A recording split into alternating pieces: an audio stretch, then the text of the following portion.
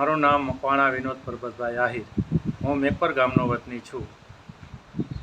ચૈત્રી અમાસ એટલે આહિર વીર પુરુષ ભજા બાપાની તિથિ. ઘણા વર્ષોથી સમસ્ત આહિર મકવાણા પરિવાર દ્વારા ચૈત્રી અમાસના દિવસે આહિર વીર પુરુષ ભજા બાપા મકવાણાની તિથિ ઉત્સવનું આયોજન કરવામાં આવે છે.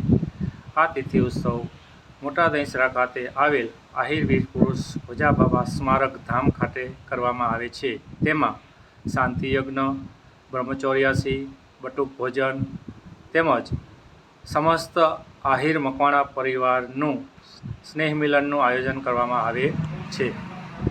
આહિર વીર પુરુષ ભજા બાપા મકવાણાની યાદી સ્વરૂપે મોટા દહીંસરા ગામમાં તેમજ મોરબી શહેરના રેલવે સ્ટેશન ચોકમાં ભજા બાપાના સ્ટેચ્યુ મૂકવામાં આવેલ છે.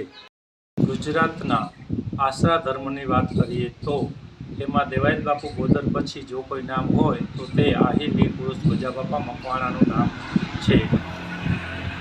આ સૌરાષ્ટ્રની ધીંગીધરાના આ બંને શૂરવીરોએ રાજવી પરિવારો માટે પોતાના બલિદાન આપ્યા છે.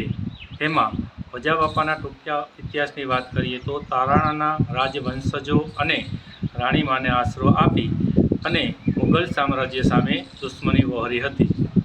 આ વાતની જાણ થતાં અમદાવાદના સુબાએ દહીંસરાના પાદરમાં ફોજ ઉતારી અને ભજા બાપાને દહીંસરાના પાદરમાં બોલાવવામાં આવ્યા.